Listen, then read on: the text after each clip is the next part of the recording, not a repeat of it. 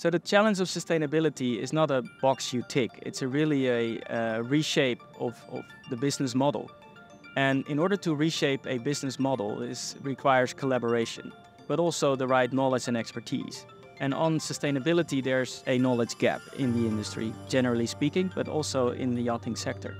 So the Water Revolution Foundation got founded late 2018 by a key group of industry leaders that came together on the topic of environmental impact and got to realize that this is a collaborative effort in order to reduce impact. But reducing impact is half of the challenge ahead of us. We also need to look after our oceans. In 2018, as we were putting together the Water Revolution Foundation, I found out that there was a directive from the International Maritime Organization, IMO, that shipping should have 50% less pollution than in 2018, in 2050. And I had been asked that year to give a keynote speech to a couple of hundred industry members. So I started by saying, yeah, we have this for 2050 and 50%. I just looked at the audience and I said, that's nonsense. How about if for yachting specifically we do minus 100% in 2030? And basically that's what Revolution is now explaining and what I'm actually doing in my company. It is possible, it's not simple, but it's possible to be completely emission-free in 7 years. Today, more than ever, we need to address the ecological and climate crisis and mitigating our ecological footprint. So to say, investing in technology and innovation, it's absolutely imperative today in any field, but it's simply not enough. We need to look forward. We need to find a way how to access the regenerative revolution. And by investing, in our case, in ocean conservation, you can drive this change as far as we need it. The transition to a new idea and a new model of development, it's a difficult task for any field.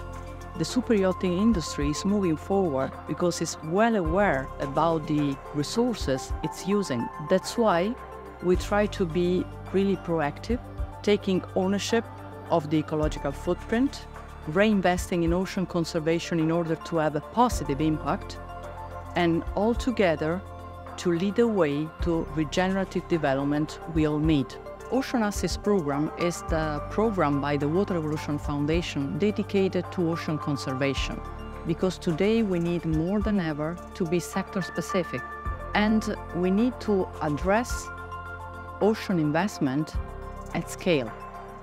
So the Ocean Assets Program is a new way to nurture the ocean. We want to be net positive and to take stewardship of the ocean. Throughout a collective effort, a real ocean strategy by an entire industry.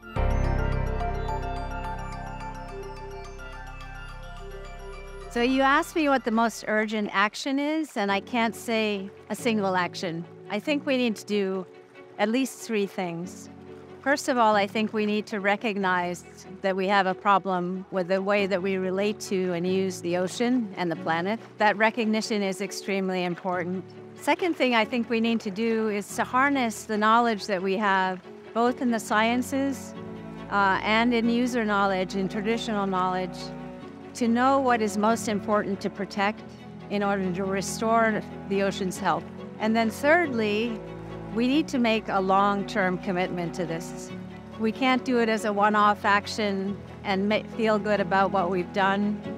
We need to really commit to doing this as a completely new way of relating to the world, to the ocean, to stay true to our commitment over the long term. The yachting industry is researching a lot of various areas to improve the sustainability and reduce the footprint. This covers areas how we actually produce the goods. Many shipyards have started putting solar panels on their roofs. We are thinking here to create a methanol power station which serves as a testing ground for methanol engines and delivers cleaner energy. And at the same time, we also looking at the operational side of the yachts. We are building a yacht which will have a methanol fuel cell, whereby the methanol is reformed into hydrogen.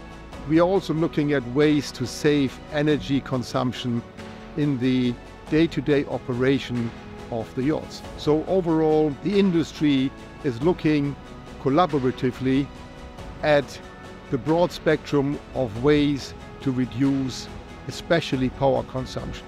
Matching human needs with those of the marine mammals should be very simple in paper. I mean, we live in the same environment.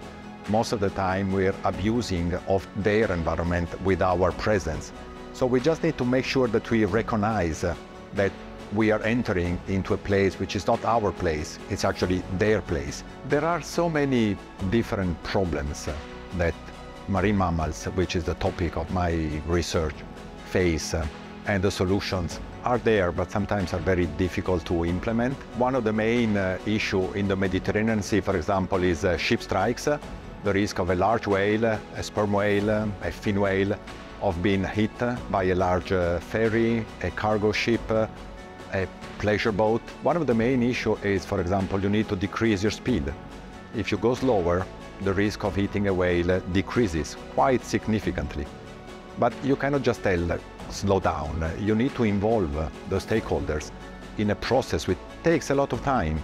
But if you find an agreement and discuss solutions together with the stakeholders, you may have a win-win situation, because the stakeholders will be pleased by the outcome and the scientists will be pleased by the outcome.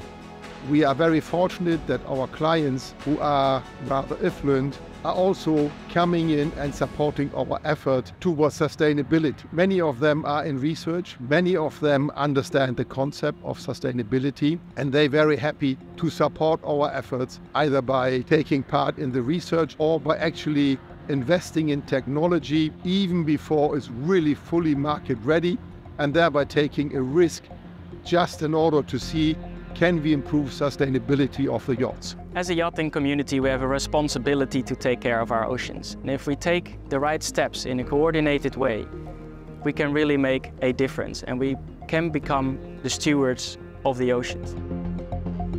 We need to work all together.